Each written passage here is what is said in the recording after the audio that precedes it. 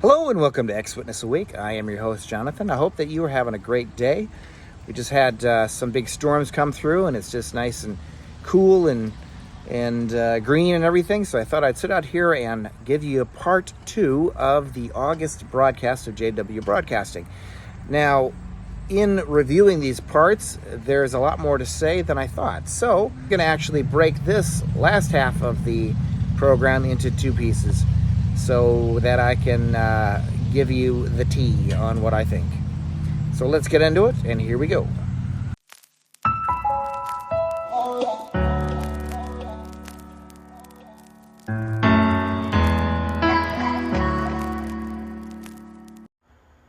Don't sue me, bro. Please remember to like, share, and subscribe, as it helps the channel to grow. Now back to your regularly scheduled video. If the sped up video is even too much for you, please skip ahead to 5:42 and you can catch my comments starting there.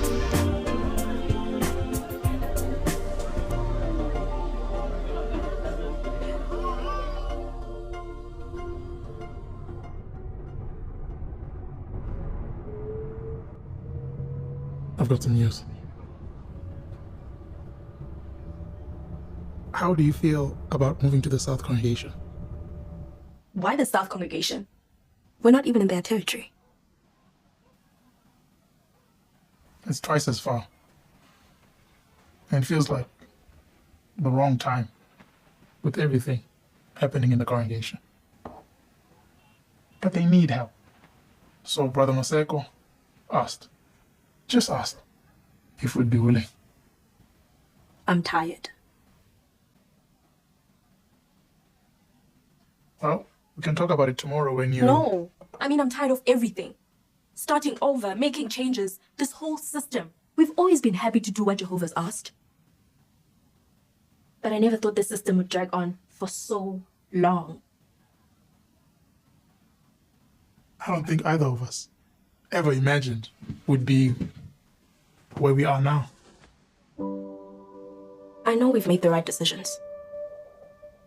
But with our money so tight, and then tonight, holding Tulani, it's just strange to think that if things had been different, we'd probably have a family now.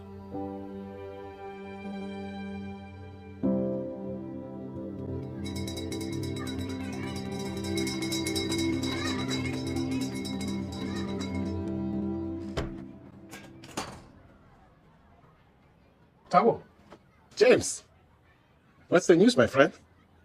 you getting an early start tonight? Well, after this, I've got another job. It's a good thing I'm only 25. So I hear you and Lina are moving to the South Congregation. We need you there. Yes, we're talking about it. You and Linda are always eager to help. We try our best, but this move, I don't think we can do it. Are you okay? Maybe we're just running out of steam. Well, you both work very hard. So do you. What are you doing Saturday? Could you come over for some dinner? I understand. I never dreamt that I'll be this age in this system. And now look at these wrinkles. I don't see any wrinkles. You haven't slowed down a bit. I have my hard days. But I've learned a long time ago that focusing on when the end will come, it's just not good. That's what happened to Dorothy, you know. We started pioneering right after we got married. We were excited. We thought the end was really close. But things just kept going. Years went by. And Dorothy changed. She was angry that Armageddon hadn't come. She started doubting it ever would. In the end, she left Jehovah. And me. That had to be devastating. It was the hardest time of my life.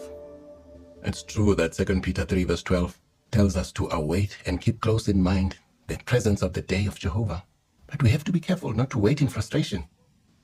I remember how in Jesus' day, many of his disciples stopped following him because his words didn't meet their expectations. But what did Peter say?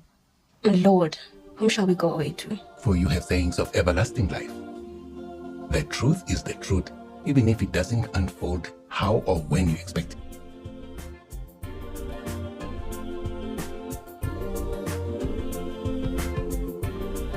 We have to be focused on giving our all today and keeping ourselves in Jehovah's love.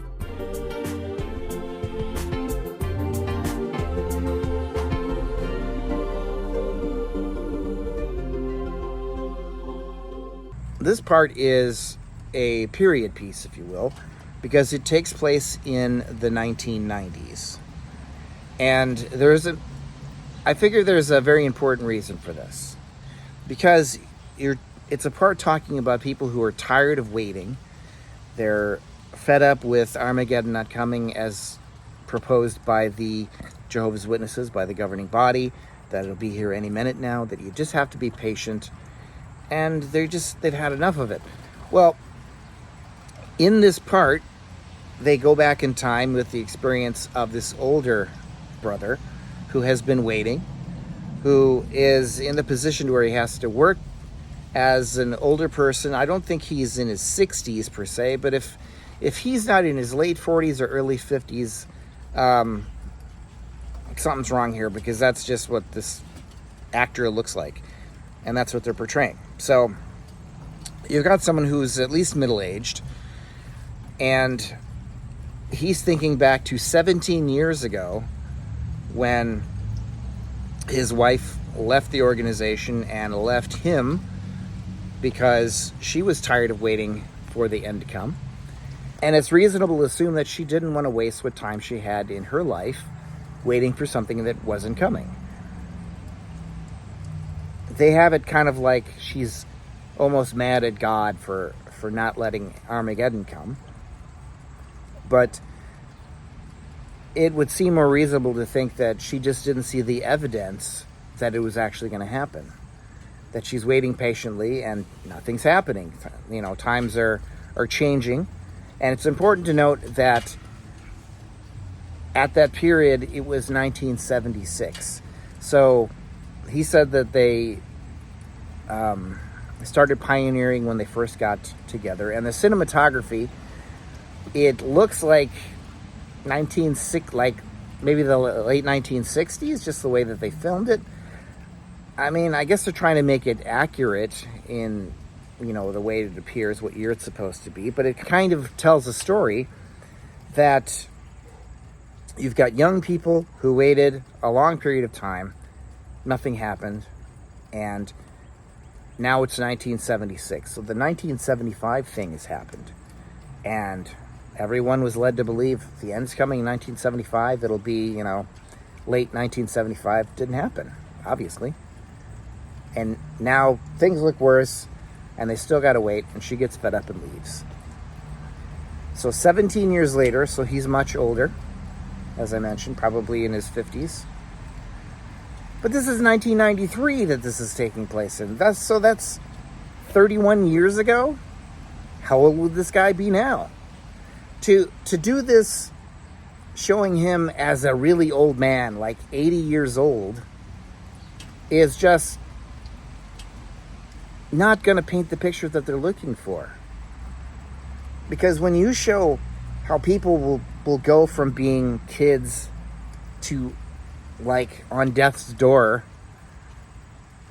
and their whole life is gone, it kind of shoots their point in the foot that it's not coming, as you say, any minute now. People have let their whole life go by. And this guy has to struggle working for a living as an older person. I noticed that, he said, I've got another job after this. And he's got a toolkit in a wheelbarrow. That's what they show. So that says to me that this guy's some sort of a handyman, that he probably works for himself. But I don't think he works for somebody else. And he probably doesn't have any savings. So who's going to take care of him? I don't think he has any kids. His wife left him. There's no mention of kids. Is the congregation going to take care of this guy? Is the governing body going to take care of this guy? No, they're not. They're not going to take care of anybody that hasn't saved for the future, because that's what they were taught. So the whole point of this part is to be patient and try and be your best and wait for the end to come and just try and get there. Don't live with a day in mind. But that is real easy to say when you are not going to pay. I'm talking to you, governing body. You are not going to pay for people's lives. You're not going to take care of them in their old age. You don't even take care of your own people in their old age when you boot them out of Bethel, and then they just have to fend for themselves. Where are they going to live? Who's going to take care of them? How are they going to feed themselves? You're happy to throw that on the government if the government will take care of somebody. You're happy to use the secular authorities' money, but you're not happy to listen to the rules when it comes to how you treat children and how you treat victims. You go to court, you're happy to skirt the rules on that, but you're just let the government take care of people, because you will never do it. You're a charitable organization that has no real charity. So if there's any active Jehovah's Witnesses who are watching this program, I understand that faith is important and you want to do what is the right thing to do, and you want to serve God because you're a God-fearing person, and you believe that the organization has been put in charge by Jehovah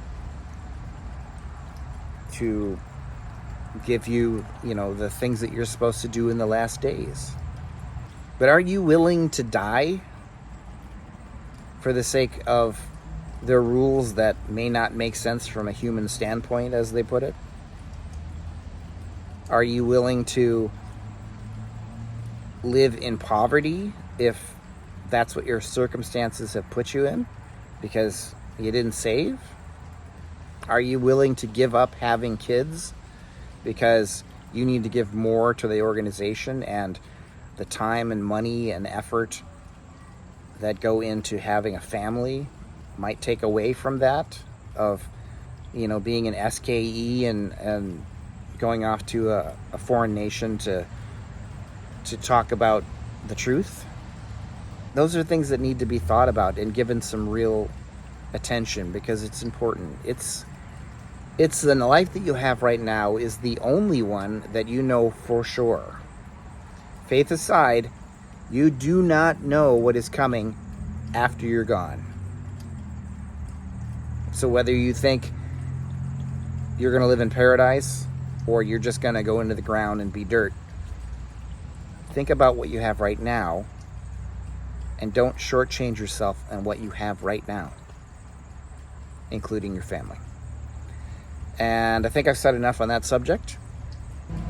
The second part that I wanted to consider in this video is a talk by a brother, John Ekrann.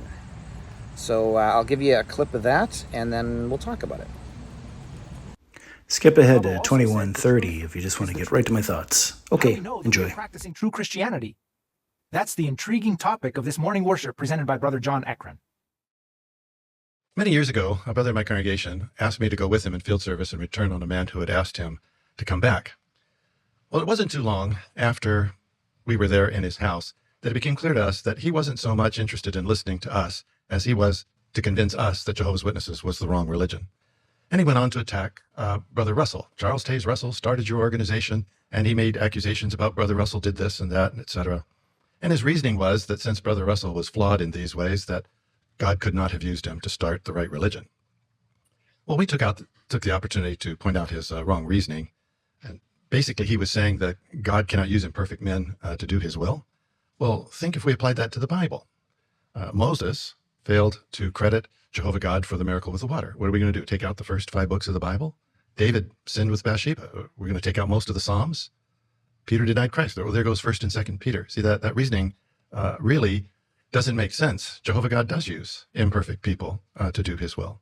But putting aside his flawed reasoning for a moment, maybe you've heard others say that Jehovah's Witnesses are a breakaway Christian sect or that we're a new American religion. Is that really true? Did Brother Russell start a new religion? No, absolutely not. What he did do is rediscover the true religion of the Bible, the way it was practiced by Jesus and the apostles. What Russell and the early Bible students did was exactly what Jehovah told the nation of Israel to do when they had lost their way spiritually. I'd like you to look at Jeremiah chapter 6 and verse 16 and notice the advice that Jehovah gave them. Jeremiah chapter 6 and verse 16. This is what Jehovah says. Stand at the crossroads and see. Ask about the ancient roadways. Ask where the good way is and walk in it and find rest for yourselves. Now, if you look at the research guide on this verse, one of the first Watchtower references says, Jehovah exhorts his rebellious people to pause, examine themselves, and find their way back to the roadways of their faithful ancestors. Well, that's exactly what those early Bible students did. They asked about the ancient roadways that Jesus walked. Now, can you imagine an explorer trying to locate in a jungle an ancient path that was there? Now, in a jungle, the path could have been covered over by years of growth, and it would be difficult. But maybe he saw a stone or two, and eventually, by cutting away the jungle around it, imagine his excitement at finding that ancient path. Well, when you get a chance to read some of the early writings of Brother Russell and the early Bible students, you get a real sense of discovery, that they are excited to have found the truths that are there in the Bible all along. It's just been covered over with hundreds, thousands of years of lies and twisted doctrines taught by false Christianity. Yes, Jehovah's Witnesses are not a breakaway religion. We practice Christianity by following closely the model set out in the Bible by Jesus and the apostles. We could really say that the early Bible students, led by Holy Spirit, found the ancient path of true Christianity, and they cleared away thousands of years of pagan philosophies and man-made doctrines. Right away, the early Bible students eliminated a lot of jungle growth from the path. No immortal soul. We are a soul. No hellfire. When we die, we cease to exist and depend on a resurrection. The ransom. Jesus' death saved all of mankind that would put faith in him. God's kingdom is a heavenly government that will rule over the earth and established in 1914. It's amazing how well they cleared the path. Now, of course, there was still much work to do, but the path was much clearer. In fact, so clear and profound were those truths, and so clear was the path, that if you read the life experiences and life stories of those that came to the truth in the 1920s and 1930s, they'll often say that they read one book or one brochure and say, I have found the truth. And of course, this was not just clearing away doctrine, also how the organization operated. Appointments of elders, not elections, not paid. Circuit overseers that visit the congregations like Paul and Timothy did. Weekly congregation meetings to make sure that we could study and read about Jehovah and discuss Bible truths. Or focus on the preaching work like the apostles did, door to door, and public witnessing. Our text for today, Acts chapter 16 and verse 4, is one example of how closely Jehovah's organization today follows the first century pattern. Let's read Acts chapter 16:4 in its entirety. Acts chapter 16 verse 4. As they traveled on through the cities, they would deliver to them for observance the decrees that had been decided on by the apostles and the elders who were in Jerusalem. So, led by Jesus Christ, who was it that sent out these decrees? It was the apostles and elders in Jerusalem.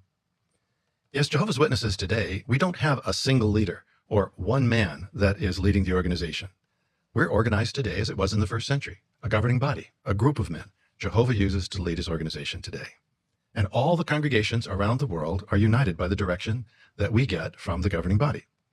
And just as the apostles and elders in Jerusalem would send out decrees for all the early Christian congregations of the time, the same exact model is used today. Now, today, decisions from the governing body take many forms. It could be articles in the Watchtower, letters to bodies of elders and the congregations, governing body updates, organizational direction provided at schools, and many other forms. But all around the world, no matter where Jehovah's Witnesses live, they accept the direction from one governing body. There's not the Latin Jehovah's Witnesses or the American Jehovah's Witnesses or the European Jehovah's Witnesses. We are all united worldwide. And Jehovah's Witnesses in one country don't say, well, I don't think that direction from the governing applies to us here. No, all of us understand that worldwide, Jehovah and Jesus are using the governing body as the channel for spiritual food and organizational direction. Now, some feel that because our world headquarters is in the United States, that Jehovah's Witnesses are an American religion. But that reasoning is like some who say that, well, the Bible's only for the Jews because it was written by Jewish men. But clearly, the Bible's message is for all mankind. And the fact that Jehovah chose Jewish men to write it down for us doesn't limit its message to just Jews. Likewise, the fact that Jehovah chose the United States as the location for world headquarters doesn't mean that Jehovah's Witnesses are an American religion. There's no limit to anyone, no matter what country or language, from becoming one of Jehovah's Witnesses and worshiping Jehovah.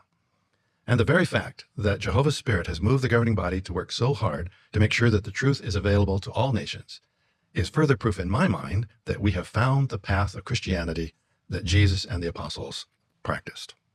So in review, first, Jehovah's Witnesses are not a new religion started by Brother Russell, but rather Brother Russell and the early Bible students found the ancient path of Christianity that Jesus and the apostles walked on. And secondly, Jehovah's Witnesses are not an American religion. The governing body has made every effort to reach all mankind with the truth. We truly are the only united worldwide followers of Christ on the planet today. He is talking about how do you know that the truth is the truth? How do you know that you're serving the right organization? That's what the gist of this talk is. Now, he goes on to talk about how the Bible students, Russell and the Bible students, how they discovered truths, and you could see it in the writings, and they were excited about the things that they found. It's like a jungle path that they cut away, and the things that aren't true, and got to the nitty-gritty and found what is the truth. But the thing is they don't show you or ever actually cite anything that he wrote, because it's some crazy stuff. And, they have since abandoned a lot of the things that he wrote about, such as the pyramids, using the pyramid inches to formulate dates and important, it's a stone witness. So if they were to actually have the publications available on the website in their library, people would probably fall away in droves, because it just does not paint a pretty picture as to how this is truth. That truth comes from something that they would consider to be way off the beaten path and be false. So that part, I think, is a little bit just disingenuous and a bit misleading, because they will like I said, they will never cite the actual things that he wrote. I think it's interesting how he talks about how they followed the model of Jesus and of the early Christians, and that they're the closest, and they just they're doing what they did in the first century. So I imagine a scenario where Paul is writing the brothers in Ephesus, and he goes on to talk about, he gives his greetings to a certain brother in the congregation, and then he talks about how when counseling someone or investigating some wrongdoing, that please make sure to burn or shred your papyrus, because we wouldn't want the authorities to get a hold of that and burn us in court. There are certain things that they don't do that's definitely not following the model of the first century. So in the 1920s, someone would read one of the publications, cover to cover, and they'd go, I have found the truth. And then they just believe. Don't think that's how that works. If I read a medical dictionary, I wouldn't be thinking, I have found the ability to practice medicine. I'm a doctor now. I don't know if that's a great analogy, but it made sense in my head. You have to have all the information. If you just go on one book, then that's all they should ever need. There should only be one book. Actually, the Bible, that's one book. They could have just used that. But no, they have to put their interpretations, they have to put their own spin on things, and then they change it a little here and they change it a little there, and then they got to come up with a new publication and a new publication. And they've had dozens upon dozens upon dozens of books and, dictionaries and so on about how, this is the current understanding. And then someone who read that book reads the new one and it isn't the same. So what you decided was, that's the truth. It no longer applies. Just doesn't seem right, does it? And the final bit of this talk that I find important to mention is how they say that an example of how they fit the bill as being, the right organization is the fact that they have a governing body, which technically is a business term. It's used in corporations. But in any case, they don't have a particular leader. They have, a group of people who, incidentally, started out appointing themselves. No one came to point at a particular person or group of men and said, you guys fit the bill as to who should be the ones in charge of the true religion. So you should humbly accept that position as leaders of this organization. No, it didn't start out that way. And they elect themselves. And so it doesn't really make sense. Also, recently it was found out that there is a splinter group from the Jehovah's Witnesses called the, I forget what it's called, so I'm going to put it on the screen here. It's a Christians, for some reason it's plural, Christian something, anyway. My wife is laughing at me from the porch. I'm not laughing. You can laugh at me. I wasn't even listening, to be honest. Oh, I love you. That's worse, probably. Oh dear. So this, I'll be done in a moment. So this organization, if you look at their website, which I'm going to show you now, it is very similar to Jehovah's Witnesses. They use the same artwork or similar artwork. I'm pretty sure some of this is taken directly from their literature, which I can't fault for because I do that all the time in my videos to use their artwork. But anyway, their library is similar, but it's limited. They're new, so there are going to be some differences in belief, obviously, because they're a splinter group, but essentially they're the same thing. If God was using these imperfect men and eventually came to the arrangement of the governing body as it is today, who is to say that this iteration of Jehovah's Witnesses isn't the actual proper route from God?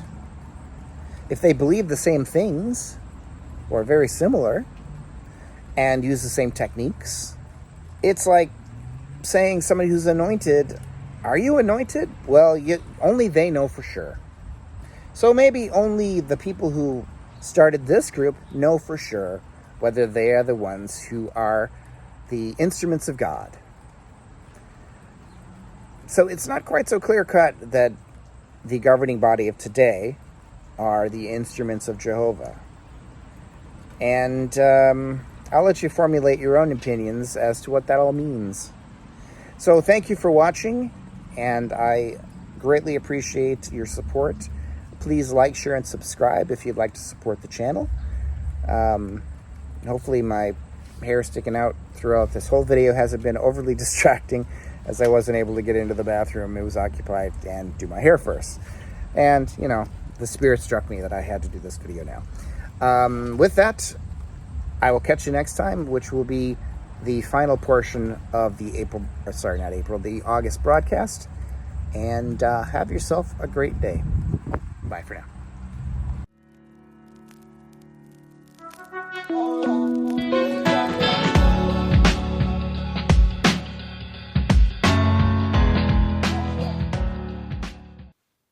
True Christians cherish the truth that this wicked world will soon end. But what are the pitfalls of serving Jehovah with a date in mind?